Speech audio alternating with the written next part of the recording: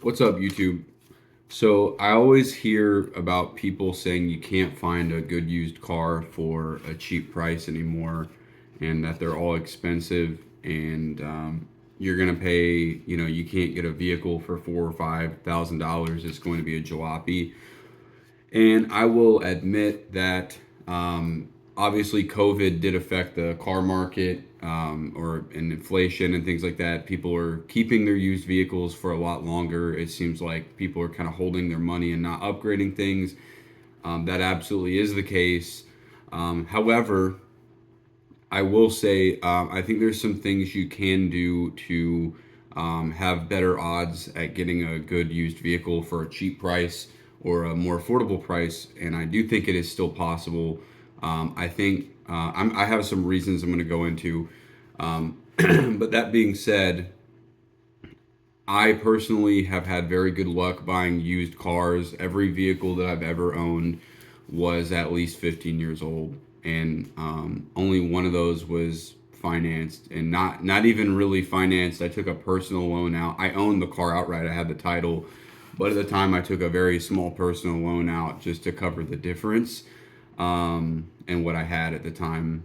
So um, getting into that, you have to kind of do a little bit of research. But the first thing I'm going to say, um, buy private party. You're throwing away money if you're buying a car at a dealership. And I know a lot of people are scared of buying a private party car, but this is going to require you to do some research. You can't just rock up and I want a car. I want a 2017 Toyota Camry. Well, then you're going to pay a lot of money. If you want to just buy a car and do no research, you're going to pay more money. If you just want to have a new enough car to where there's no potential flaws and you don't have to do any research, you're just going to be in debt. You're going to have to accept that. Um, Smart people do some research. It's kind of like, look, if you want to do some projects around your house, you can either learn how to do carpentry stuff or whatever, right? You can learn that skill, or you can pay the expert a lot of money to do it for you and not get your hands dirty. Like, it's one or the other. You're going to have to choose. Do I want to pay, or do I want to do some research that's going to help me save money and in life? So I think buying private party is essential. And yes, it can be scary, but you need to know what you're looking at. For example, I have a 2005 Lexus GS 300 I purchased um, around the end of 2020, and I bought it for 5,500 cash. Great purchase. Yes, I've had to repair some things and replace some things as they've broken. Of course, I've had to. It's to be expected. It's a mechanical item. Things aren't never going to break. It doesn't work that way. And I'm going to try and not rant as much on this, but what I will say is a lot of the times what people bitch about with buying a used car, they complain about is deferred maintenance. So people think that they can just change the oil in a car and drive it to 187,000 miles and that's good maintenance. No, it's not. It is not good maintenance. What about the spark plugs? What about the filters? What about the suspension components? You need to crack your owner's manual and look at that stuff and do it on time. So I'm sorry, but a car isn't a POS because it needs ball joints and a full brake job and the valve cover gaskets leaking. You just are being a cheapskate. I'm going to be honest with you, in my opinion, if you're complaining about maintenance items. Now, if you buy a car and the transmission outright fails, and you bought it like, relatively new, yeah, I would agree with you. It's definitely not a solid vehicle, and that's a bummer. Or like the head gasket blows on a car that you bought and it has 30,000 miles on it. Yeah, absolutely. I would agree with it. But a lot of what people are complaining about is because they're buying cars off people who never did any maintenance besides oil changes, and then you're shocked that the transmission went out when it has 200,000 miles with the factory fill from 2004 in it. I'm not shocked. I'm not shocked. But moving on, the way you can vet this is look up the potential car that you are wanting to purchase on the internet for potential problems. So, for example, I have the Lexus GS 300. Common failures are the ball joints, lower ball joints, and you have to make sure the timing belt has been changed It's like 90 to 100,000 miles, the service, because it's an interference engine, which means if you don't change it and that thing breaks, it's going to take out the valves or whatever with it. Basically, you're going to need an engine rebuild or a new engine. So those two things are essential. Anything else you can fix kind of as needed basis, like brakes, suspension stuff here and there. I've had a little bit of that. But when I bought that car, first thing I did was drop it off at my friend who does side work as a mechanic, and I had the timing belt, water pump, thermostat, and all the fluids changed out. That was the first thing I did. I would say if you're buying a used vehicle, um, you know, definitely do the even. I don't care what the maintenance history says. Do the fluids when you first buy it. Do all the fluids. So if you have a real, like a, for example, this is a rear wheel drive car, differential fluid, transmission fluid, drain and fill, engine oil, have that coolant flushed, bleed the brakes. If you just do that alone and change the filters, it is going to make such a big difference in the longevity of keeping like the transmission going for a long time, keeping the diff going for a long time. Just having fresh fluids apart from just engine oil. Everybody neglects transmission fluid, and it's such an important, easy, cheap insurance step, especially if it's an automatic.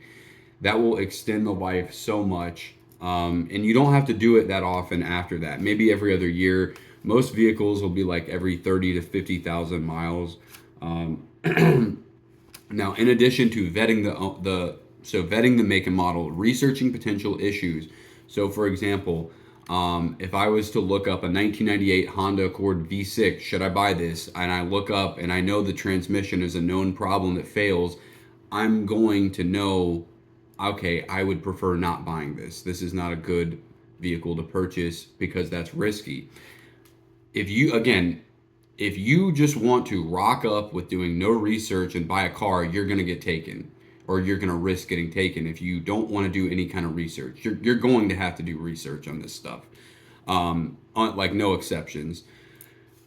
In addition to researching that model, I would say, sorry, I'm scatterbrained. In addition to that, Hondas and Toyotas, if you just want something like a 4-cylinder Honda and Toyota, is always going to be a safe bet. But this is where the next part ties in. If you're buying a private party car, you need to vet the owner. You need to vet the previous ownership. And what I mean by that is if you go to inspect or speak with, or even message on Facebook Marketplace, Craigslist, what have you, talk on the phone, text, meet in person, the current owner, you need to be able to vet if they're an adult, if they're a responsible adult, and how long they've owned the car for, and if they seem sketchy. So what you want is something like this. Okay, I'm selling a used car, right? Hey, can you tell me a little about that car? How long have you owned it? Is everything good? Hey, I've owned this for, I've had it for 7.5 years. I'm just looking to upgrade into something a little newer and bigger for my family. It's been a good car. I recently did a full brake job on it a year ago. I just had the oil change and spark plugs done on it. I replaced the shocks a few years ago. They were blown. I have some documents from that where my mechanic did it. I had the timing belt changed when I first purchased the car. It's still within the 90,000 miles to get it done. And, I've just done I've done regular maintenance on it, oil changes, the transmission, et cetera, and a few wear items as they have been done. I have a folder with some of the invoices if you'd like to see it, but I've driven it for 7.5 years. It's never left me stranded on the side of the road. It's been a good car, and I'm the second owner. That's what you want to hear, is something like that. Okay, that lets you know you're dealing with somebody. And yes, somebody could lie, but again, you have to use your better judgment when you're meeting this person, when you're looking at documents, anything like that, to make an educated guess. And at the end of the day, it's all an educated guess. Somebody could lie, and it is what it is. There's always the probability, but what I'm going to say is, even if you're buying a car at a dealership, most of the time, like, okay, if you're buying really new, but like, if you're buying a used car that's older, like, dude, they're getting it from auction, doing the bare minimum amount of maintenance, then hyping it up and selling it to you for profit. So you're not really any better off, in my opinion. Plus, they're probably going to try and cheap out as much as possible on any maintenance that they do to sell it just because they want max profit.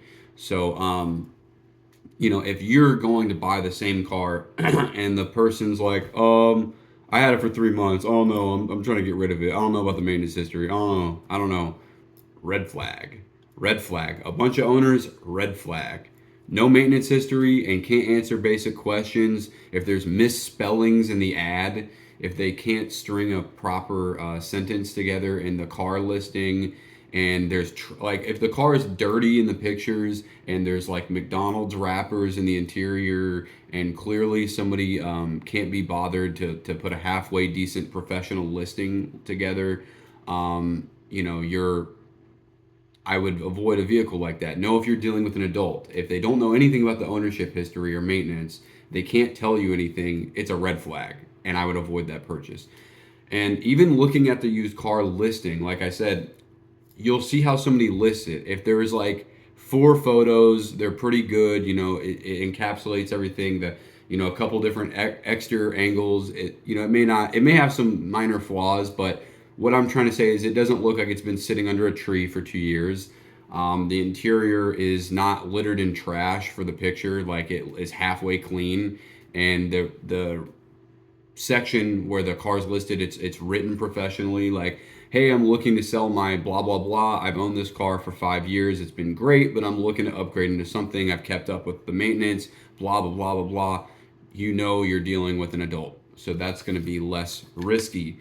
Vetting the previous ownership is crucial to you buying a good used vehicle that is you're not gonna buy it, and then the second you buy it, you're gonna have to spend $1,900 on a whole bunch of deferred stuff.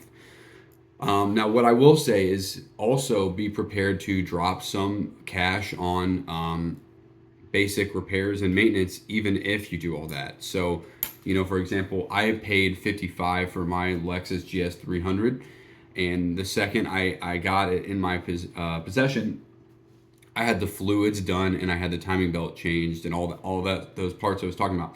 Now, granted, I did pay a little bit less because I had a friend who worked at a shop do this on the side, so I probably did pay under what a shop would charge. I don't remember, it's been a while, but I think it was like $700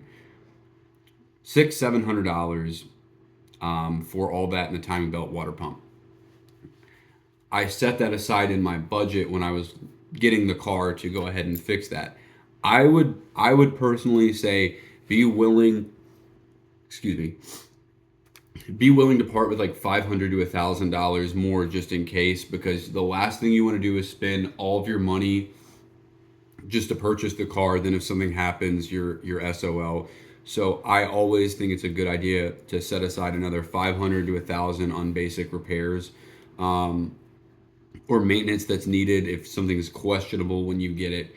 Always a good idea, like I said, to change those filters and the fluids when you first get it. It's going to also be it's a cheap insurance, and it's going to kind of increase your confidence in the reliability of that vehicle and knowing the schedule that at least those basic things that extend the life were done. And even if you're not going to do the coolant or diff or whatever, engine and transmission fluid drain and fill. That is going to make huge difference.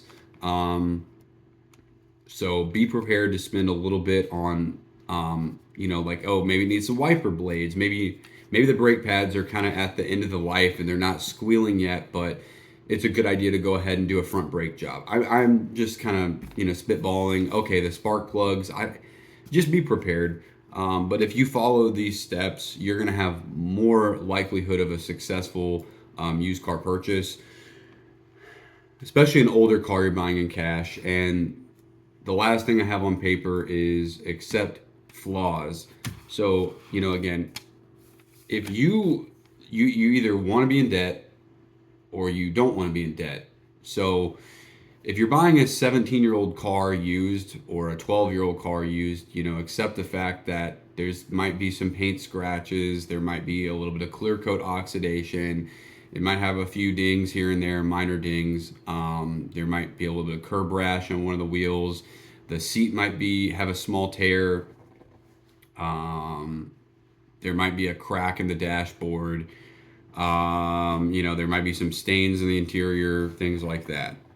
You're just going to have to live with it depending on what you're looking for, what your budget is, and what you value. Now, anything is going to get used and damaged over time. That's a material object. It's just going to degrade. Maybe the headlights are oxidized. You can fix that. A lot of this stuff you can fix. If it bothers you enough, you can fix it. You can get a seat out of a car at a junkyard or a part out that might be in better condition, and it might fix it for you.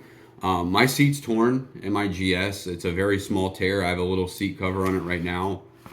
I don't really want to spend any more money on that vehicle in terms of just trying to make it pristine, because it's kind of like a road warrior. I like it, but I don't want to go broke trying to make it perfect. But what I'm trying to say is accept minor flaws. Now, if something has like a huge, like, if it has a bashed in fender and the seat's ripped and it looks like crap and all the wheels are curved, okay, it's what you're willing to accept, right? I'm not saying buy that. I wouldn't buy that. But if I was looking at a car and the mechanical history seemed very solid, the ownership was solid, but it had a handful of dings and the paint was a little bit tired, but again, the mechanics seemed great. It wasn't terrible. It's a used car, and the interior could use a little bit of a cleaning, whatever, boosting.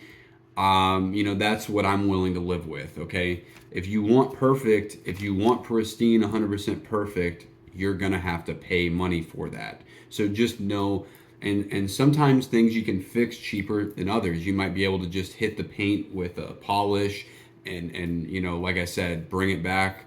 Or just improve its appearance. You might be able to do a good detailing on the interior and it look great. You could find, like I said, a part out if the seats were torn, or maybe the steering wheel's worn. And you can, if you have YouTube's your best friend with having learned to work on cars. I've never, I'm not a mechanic, but I've been able to do a lot of DIY stuff myself just through doing research and just watching YouTube videos. I went from knowing absolutely nothing about vehicles and to being able to do things like my oil, transmission fluid, spark plugs. A long time ago, I changed the suspension myself, the exhaust myself. So you can really learn about this stuff through YouTube and just get some basic tools at a place like Harbor Freight. Learn how to kind of restore within reason yourself and do a lot yourself. And it's not too difficult. You just have to know what's over your head in terms of being able to successfully accomplish. I don't do as much repair stuff just because I'm busy now, and it's just the situation, like where I live, isn't as favorable for me to work on my own vehicle. I don't really have a garage or a spot to do it. So and I have the income right now, so a lot of the time I just pay. But I have done that, and I will likely in the future work on my own vehicles more so again. But again, I think these steps combined will help you purchase a cheaper used car. I just think that if you're saying you like, oh, it's even a $10,000 car is a piece of junk. No, it's not. You can get a good car. Even with inflation, if you look at Facebook Marketplace long enough, you can find a good used car. You can find one that will, it may not be perfect, but I'm telling you, in terms of being mechanically reliable, you might be buying a 2009 Toyota Camry with a bad paint, but it'll get you down the road, and mechanically very simple to work on. Another thing I just thought of, be willing to look out of state. Be willing to look at a state. So I actually bought that Lexus in Tennessee. So I couldn't find anything good in my area, and I was looking at Facebook Marketplace a little further out, and I found that listing in Tennessee. It was worth the travel time. It was 100% worth it. Doing some basic research like this is going to save you money. So it is worth spending an afternoon sitting down and looking. And the crazy part is that owner, I knew it was a good buy because the owner, it was a one owner, and the guy was, you could tell he was wealthy. He offered to pay for my plane ticket to go buy the car on his accrued miles. So I literally got picked up at the airport in the car I was looking to buy. And of course, like I said, I very professional experience, and I knew it was a good buy. So if you look out of state, I'm telling you, like, you might be able to find like one state over, or even just further out in your state.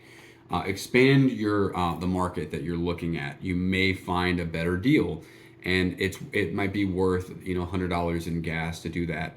Um, but I think just doing some research and being prepared to learn about vehicles and their potential issues and what makes them, what models to avoid, and what models are pretty reliable as long as you keep up with basic maintenance, and then doing that. Asking questions to the previous owner. If you know this part is prone to fail, have you ever done the ball joints on this car? Okay, I know I should plan to do them. And it might even be a negotiating point if the stuff has not been done, but otherwise it drives okay. You might be able to shave some off the asking price, just by referencing that. So I think combined, these things will help you get a good deal. There's no reason, in my opinion, why you can't get a decent used vehicle for, like $4,000 to $8,000 for sure.